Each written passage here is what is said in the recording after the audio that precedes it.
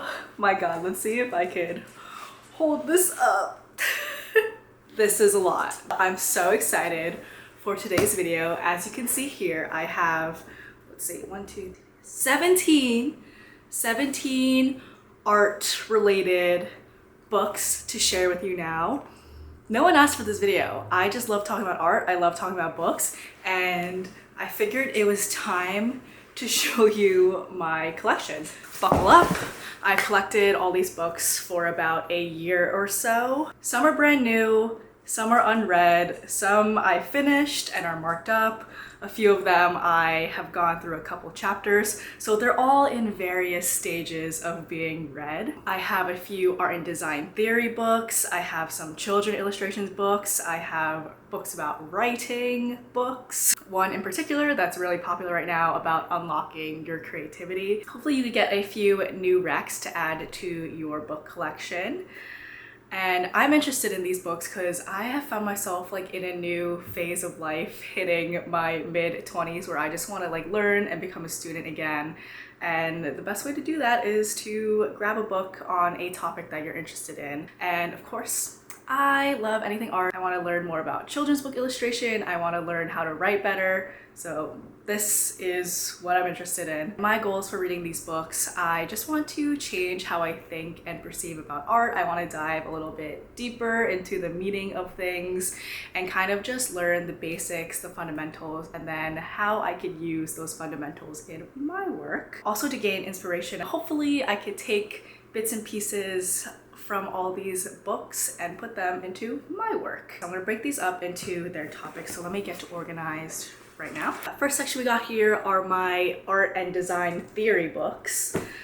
Let's see, let's do the color ones first because, you know, we all love color.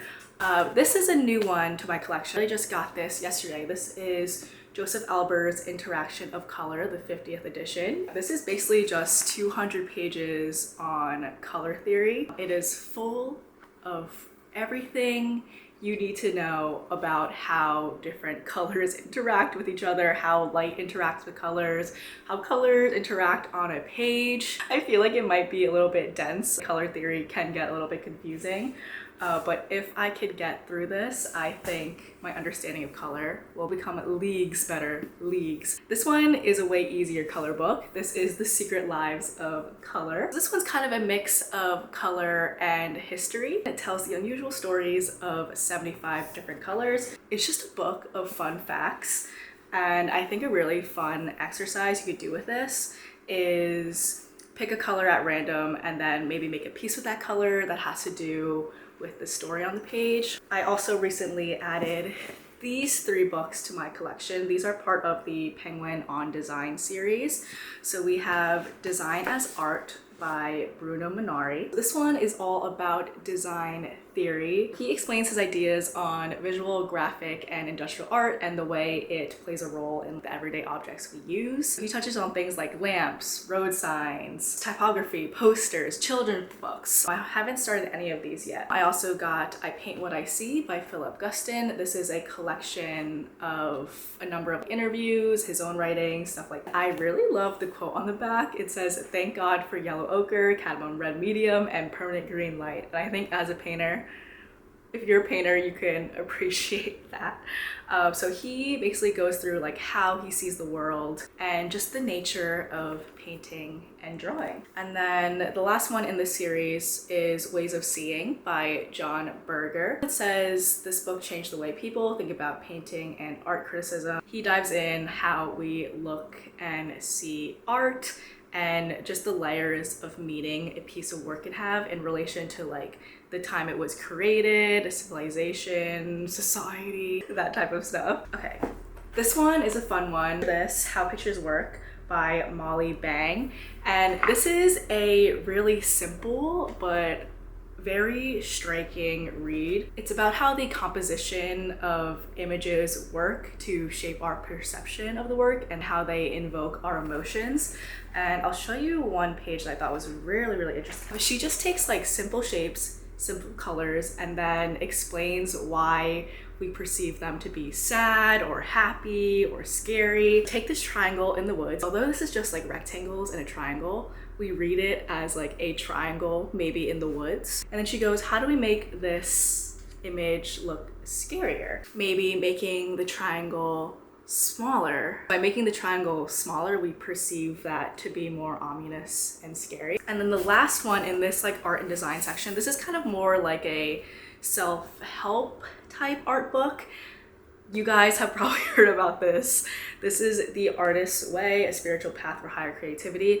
Another book about unlocking your creativity that a lot of my creator friends have loved is The Creative Act, I believe it's called. Maybe check that one out if you're looking for like a creative self-help type book. I started week 1, but then I kind of fell off on it, so I want to get back into it. This is like basically a 12-week long course slash workbook for you to just unlock your creative mind. There's so many good videos on The Artist's Way, but yeah, you could see I have like tons of books here, and they're not going to be read in a day or like probably even a year. It's going to take me a long time to get through all of these books here. To get through all these books, I'll have to break them up into small chunks, kind of like I'm in a class and I'm making a syllabus for myself. I say like each book is a different college class. A book like The Artist's Way is meant to be studied and sifted through for a period of 12 weeks, and that takes a lot of work. That is like 3 months dedicating yourself to this book. That takes a lot of effort and organization, and I'd like to thank the sponsor of this video, AccuFlow, for helping me stay on track and achieve my reading goals. AccuFlow helps enhance your productivity. It is an intuitive time blocking platform that streamlines the task scheduling process. If you are a busy person like me and have a million tasks in all different categories swirling around your brain all the time, and you need help staying organized, AccuFlow is the tool for you. My brain, like I said, is jumbled with so many different tasks, and it's hard to find time for things like reading and doing the weekly workbook exercises from The Artist's Way if I don't actively schedule the time for it. And technically, all this is work. It's part of the craft. Learning and research is part of the job. With AccuFlow, I could easily block out time in my week just for reading on their easy-to-use interface. Here I'm blocking out time for the Artist's Way tasks, my artist date, yada yada, and also studying time. I need my illustration study time. Of course, everything is color-coded and tagged. Time blocking helps me so much in improving my focus and enhancing my productivity. I highly, highly recommend it to anyone who is struggling with not knowing what to do when. AccuFlow seamlessly integrates with Gmail, Slack, Notion, and Trello, etc. I currently have my Notion tasks synced to AccuFlow through my databases on there, and then what I populate in AccuFlow gets integrated into my Google Calendar. So then I have a snapshot of everything I need to do right on my GCal. AccuFlow also offers an exclusive one-on-one onboarding call to help you get started. If you're interested, check out the link below in my description, and if you're a student, you could get a 60% off discount by selecting student after signing up. If you want me to do a video on The Artist's Way, that might help keep me on track too, because I literally did the week 1 and then I fell off so hard. We've done some art and design books. Let's go into my writing books. A huge goal I had this year was to improve my writing. I really want to write and illustrate my own books. The best way to do it is to just 1, study, 2, just keep doing it, keep practicing, and 3, like, look at what other people are doing and how they did it. What I've gathered is the backbone of good writing, which is the elements of style. This is the illustrated version. This is just like a writer's handbook. The illustrations just make it a lot more fun. All these books here have mentioned the elements of style. We have A Swim in a Pond in the Rain. I just finished this one. I highly recommend it. I think it is so easy to read. It makes the topic of Russian literature, which can be like a scary, daunting subject, seem so easy. He has a lot of humor and he clearly explains everything. So this goes through, I believe, 7 Russian short stories, and then after you read the short story, George Saunders gives a little analysis of it, and it really helps you understand like why these stories work, and it takes you through things like theme and character development and plot and blah blah blah, all that stuff. I think it was so interesting, and it made me think deeper about when I read books, and it made me want to get into more classic literature. I'm almost done with Stephen King's On Writing. This is another book that explores like character development, plots, all those things you need when you're writing a story, but it's through the lens of Stephen King, like his career and his work. I would have liked it a lot more if I was a fan of Stephen King, but I have not read any of his books. It's a really great look at like an artist's process or writer's process. After I finish On Writing, I want to get into Still Writing by Dani Shapiro. Similarly to King's book, this is also kind of a blend of a memoir, meditation on the artistic process, and just advice on the craft of writing. And then because I do want to do picture books, I have Writing Picture Books by Anne Whitford Paul. Similarly to The Artist's Way, it's kind of like a course workbook type situation where every chapter you have like homework. So this is also one that will take me probably like a span of a couple months. You definitely have to put in the work for this one, and you'll reap those benefits, baby. Like you gotta put in the work. So those are all the books I have on writing. These are my big old illustration textbooks. Two of these are written by Martin Salisbury, who is a professor of illustration at the Cambridge School of Art, and he has designed the MA Children's Book Illustration Program. Let me put these down because they're heavy. This is Drawing for Illustration. Drawing is the fundamental language of the illustrator. It has many forms and guises. It underpins the practice of illustration, whether or not the finished work appears drawn.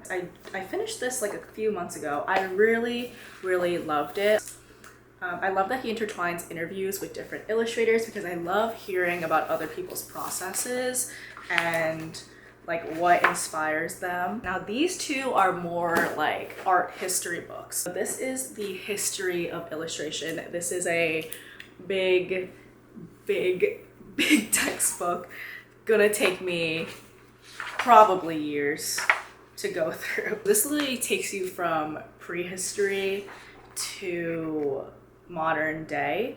And I loved art history in college. I took a couple art history classes, but they were also like the most stressful classes I've ever had. Like the final exams would just be like, here's an image. Tell me everything you know about everything. Knowing the history of when and why art was created is very interesting to me. This is also a art history book, but on picture books specifically. And I think this is so cool. This is also by Martin Salisbury. I haven't started this one yet, but it takes you through like a brief history of the picture book, and then it goes all the way to the modern publishing industry. He also has this 100 Great Children's Picture Books. Each page takes you through a different book in history. There's a little blurb on the side, but it's mostly just pictures. I've been going through in the morning, just taking notes and observing them. Like I have a bunch of notes in the margins here, like on this one. This is an old French book from 1912, and I love this composition. I love how he drew the animals jumping. I just take my own little notes in the margin. Like it's my book. I could rough it up and do whatever to it. So yeah, this one is really fun as well. This is Picture Book Makers. Picture Book Makers takes a look at all these illustrators right here. It takes you through their process, who they are, what inspires them, their sketchbooks, and it's just really fun. I love looking into people's sketchbooks. I know you do too. Like we all want to see all that stuff. I found a lot of new illustrators that I just adore. Like this Stunning by, I love this quote, "I start to paint and everything changes. A new story is told without words." And the best part of the whole thing is when I work with the words and pictures together.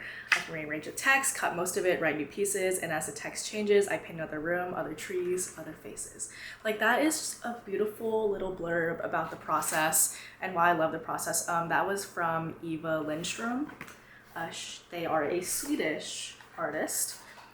John Klassen is in here. I love John Klassen. I just love looking at other illustrators and it just inspires me so much. Okay, last one here. This one is also new. I haven't looked at this one too in depth yet. This is Illustrator's Sketchbooks, another one from Martin Salisbury. This is just what we all want to see. What is in the artist's sketchbook? What are those like ideas and all the grittiness behind it? It is just so cool. It is so cool seeing everybody's work. It's just looking at people's private diary. Like, so sweet. So sweet. This is also one that's best like digested bit by bit. That is my art, design, writing book collection. If you have any book recs, please leave them down below. If you read any of these books, please let me know what you thought about them, what you learned. And yeah, let's just be a resource for each other. I would love to go through The Artist's Way with you guys too. Maybe when I reopen my Patreon book club, we could do like more focused art book section thing. I don't know. I'm just like spitballing here. I'm just spitballing ideas. Tell me what you think in the comments, and I hope you guys enjoyed this video. I love talking about books. I love reading, and I know a lot of you do too, so I think this is like a good intersection of like all our interests. So that was really fun, and yeah, I'll catch you guys in the next video. Bye.